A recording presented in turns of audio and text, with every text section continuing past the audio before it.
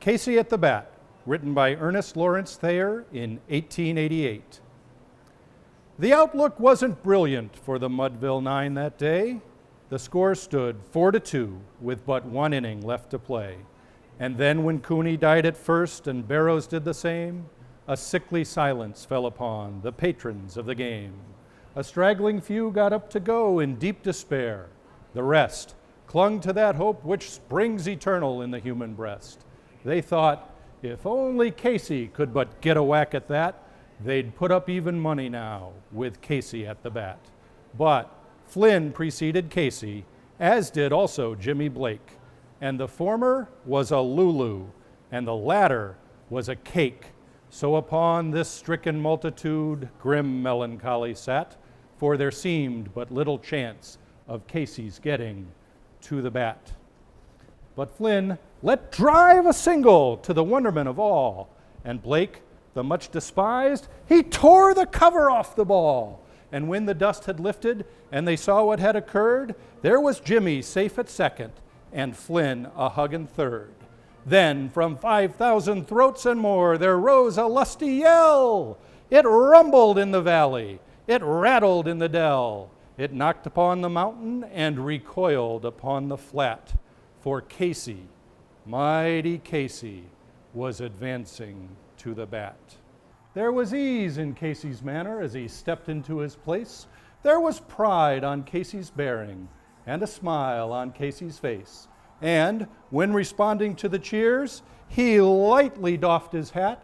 No stranger in the crowd could doubt 'twas Casey at the bat. 10,000 eyes were on him as he rubbed his hands with dirt. 5,000 tongues applauded when he wiped them on his shirt. Then while the writhing pitcher ground the ball into his hip, defiance gleamed in Casey's eye. A sneer curled Casey's lip. And now the leather-covered sphere came hurtling through the air, but Casey stood a-watching it in haughty grandeur there. Close by the sturdy batsman, the ball unheeded sped. "That ain't my style," said Casey. "Strike one," the umpire said.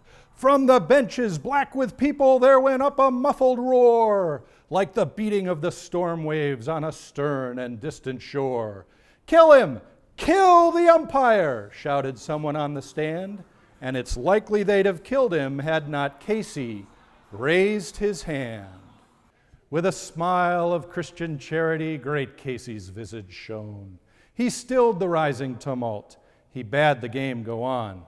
He signaled to the pitcher, and once more the spheroid flew. But Casey still ignored it, and the umpire said, "Strike two!" "Fraud!" cried the maddened thousands, and echo answered, "Fraud!" But one scornful look from Casey, and the audience was awed. They saw his face grow stern and cold.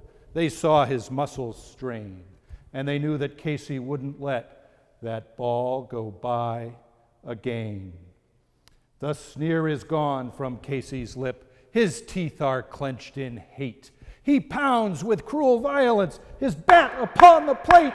And now the pitcher holds the ball, and now he lets it go, and now the air is shattered by the force of Casey's blow. Oh, somewhere in this favored land the sun is shining bright. The band is playing somewhere, and somewhere hearts are light. Somewhere men are laughing, and somewhere children shout. But there is no joy in Mudville.